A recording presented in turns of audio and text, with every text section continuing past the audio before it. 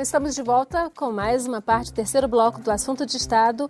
Você, telespectador, pode nos acompanhar também pela Rádio Senado. Quem estiver em deslocamento ou quiser se deslocar pode acompanhar o programa pela Rádio Senado. Nós vamos abrir esse bloco com a participação de internautas que têm nos mandado enviado muitas perguntas. O cidadão José Dirson Vieira Maciel, ele é de Boa Vista, Roraima, não é uma pergunta de alguém do Acre, mas ele pergunta qual a estratégia do Acre para desenvolver sua agricultura e pecuária. Ele pergunta também qual é a posição do PIB do Acre no ranking dos estados brasileiros. E uma terceira pergunta, se o estado precisa do fundo de investimento da União para sobreviver. Nessas pesquisas aí, a gente fez identificou que a pecuária do Acre cresceu muito, a área de pescados também cresceu muito. Então, o estado está migrando um pouco a sua área de desenvolvimento, de produção? Jorge, Senadora Aníbal. Na realidade,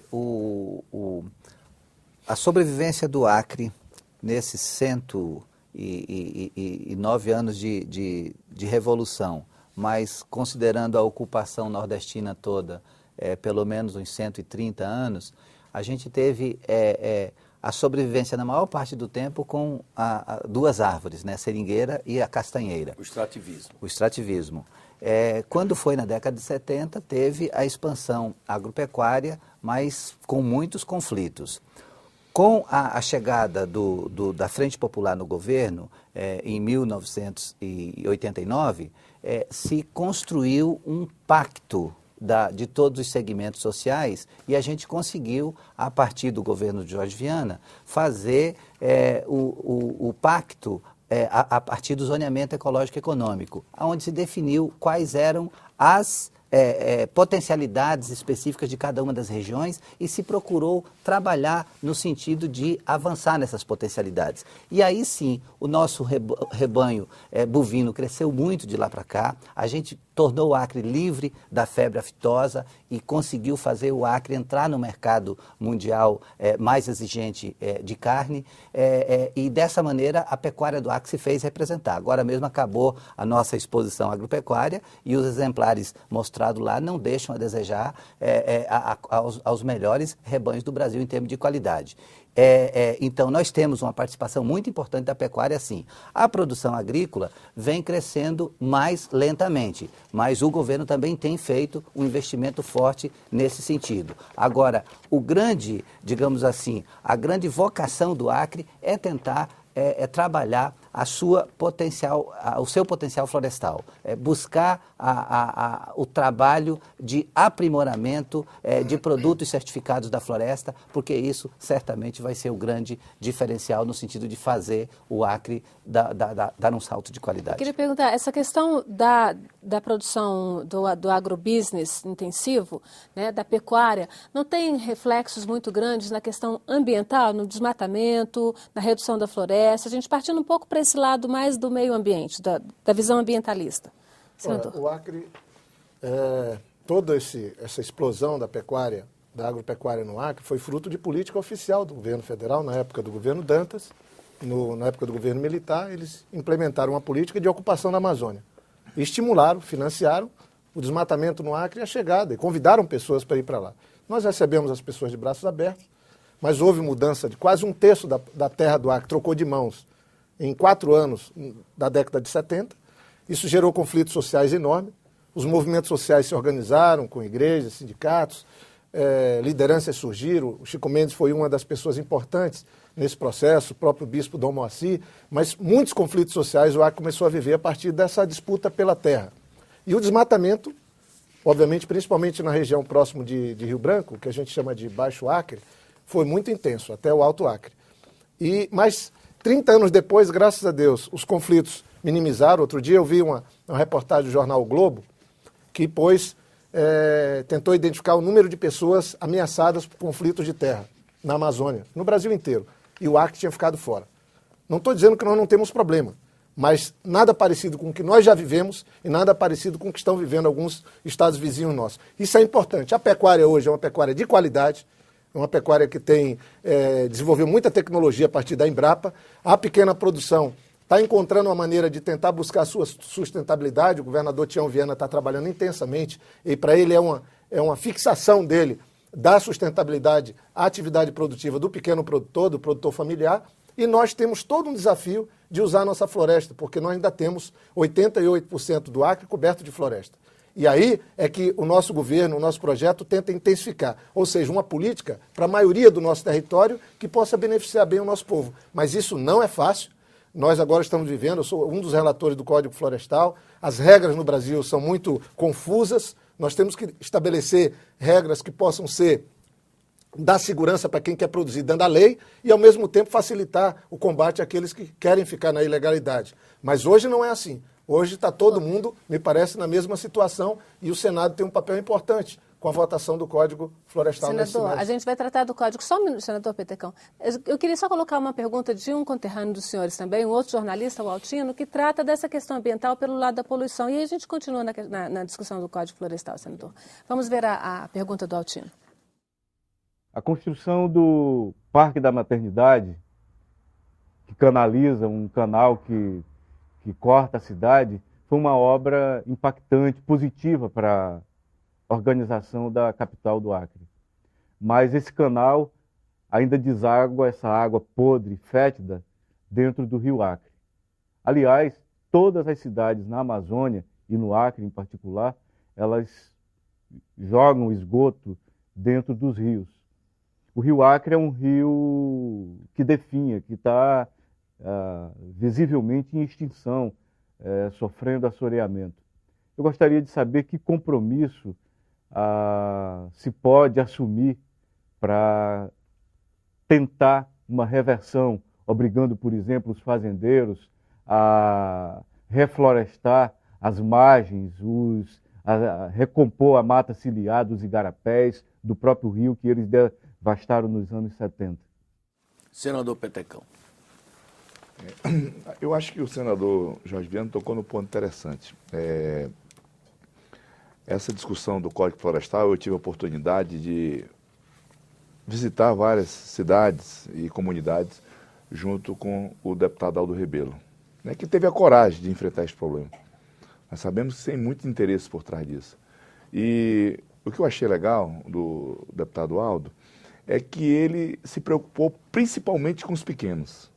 Por mais que tentaram distorcer, jogar ele de encontro. Eu lembro que teve um debate aí na Câmara, eu acho que estava o Greenpeace e a WWF, esses movimentos aí de preservação de meio ambiente. E o deputado Aldo Rebelo sempre fez questão de ir lá na comunidade, ouvir o pequeno produtor. Porque é muito fácil você fazer um discurso do meio ambiente. Isso aí é muito fácil você discutir meio ambiente aqui no Armazém do Ferreira, tomando chopinho. Eu quero ver, discutir lá na Amazônia. Porque nós temos problema. Eu não conheço ninguém em sua sã consciência que seja a favor da devastação da Amazônia. Eu não conheço ninguém que chega assim, olha, eu sou a favor da devastação da Amazônia. Eu não encontrei um cidadão que defendesse isso. Mas o que nós queremos é que as pessoas que moram na Amazônia, né, possam ter uma vida digna. Por que o pequeno produtor... Olha, no Acre não precisa mais derrubar um pé de árvore.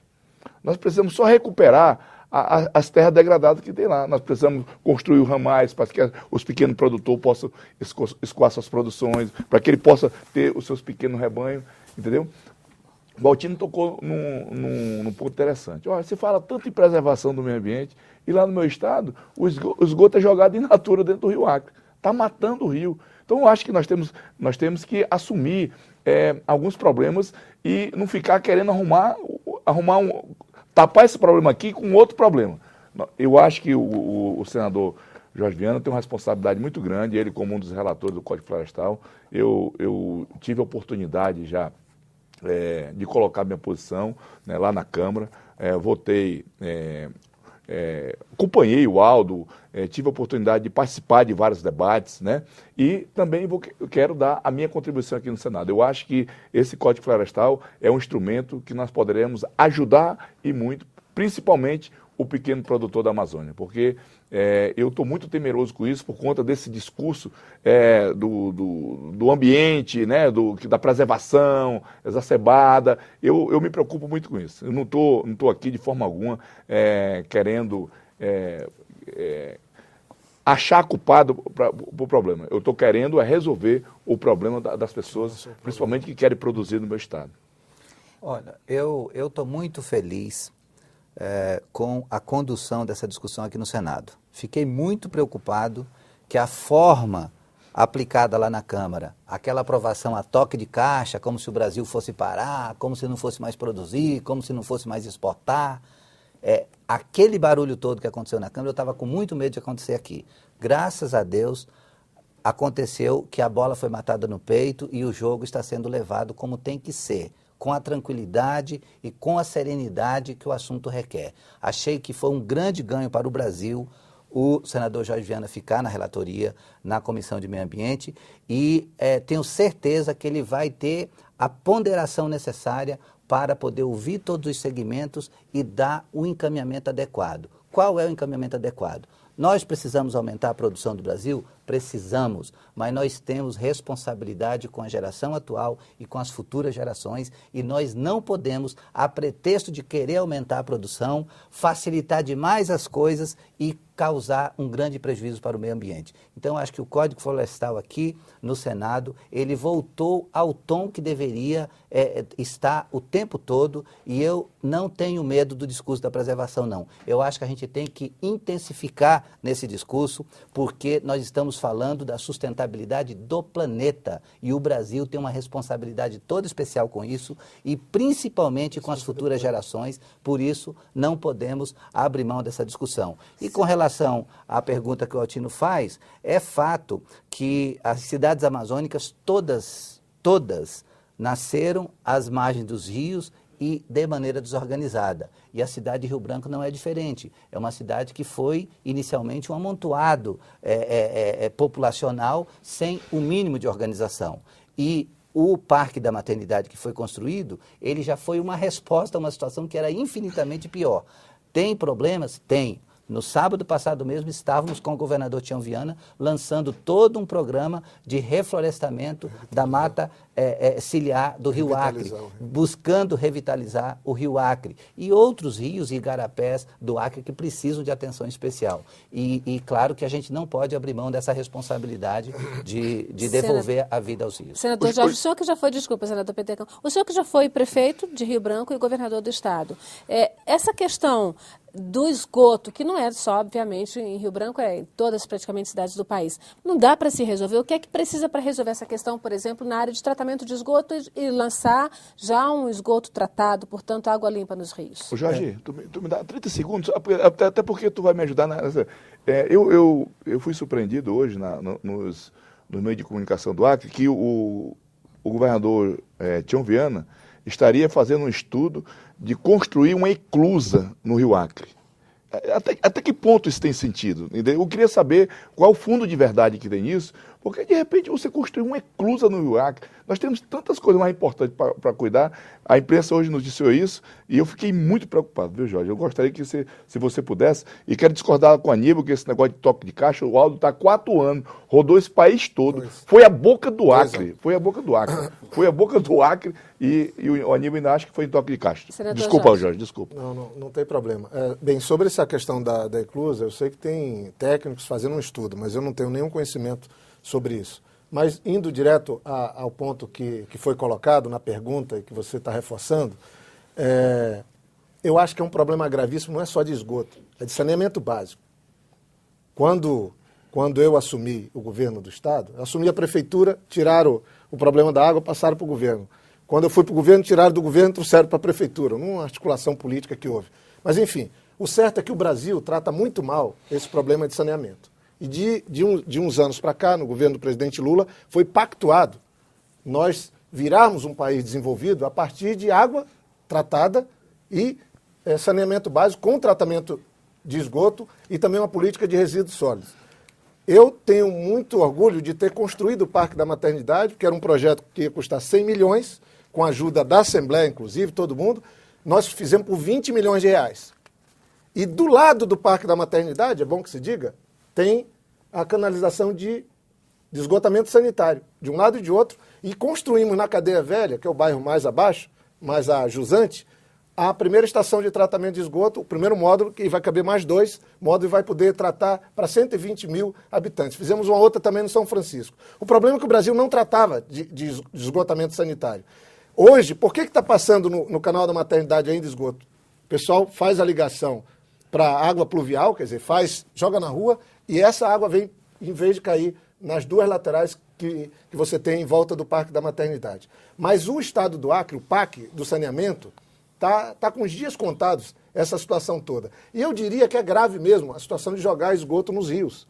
Você veja o rio Tietê e o rio Pinheiro em São Paulo, uma cidade mais rica, uma das mais ricas do mundo. É uma vergonha. Veja a Baía da Guanabara. Mas vamos tratar do nosso Acre, que é pobre, mas que está encontrando... Para que o Rio Acre não vire o Rio Tietê. Que está buscando uma solução. Não, eu fiz isso porque eu estava no lançamento do programa de revitalização com o governador Tião Viana, eu estava fazendo um paralelo. O nosso Rio Acre tem jeito ainda.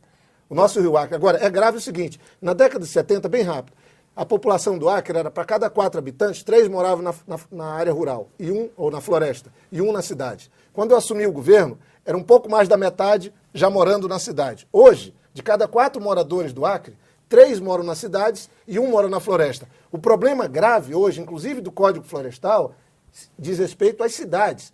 Tem gente querendo excluir o Código Florestal da questão da cidade, mas nós temos que pôr, porque a maior parte da população também está nas cidades, e é ali que a gente vê o que é uma área de APP, área de preservação permanente. Quando um córrego é aterrado, quando um rio é invadido, então tem que ter bom senso nisso e dar qualidade de vida para a população. É fato, a gente não pode tirar água para beber de um rio e jogar esgoto de volta nesse rio. Aliás, tem uma legislação que diz, é a última coisa, confesso, que hoje para você pôr um empreendimento num córrego, num rio, você, para tirar a água, para se servir, você tem que tirar a água abaixo de onde você deposita a água que você usou. Ou seja, você põe a água servida na parte de cima do rio e apara a água embaixo. Para quê? Para forçar que seja tratada a água que é devolvida ao rio, que eu acho muito correto. Senador, desculpa interromper, mas realmente nós temos de ir para o intervalo e depois no próximo bloco a gente volta.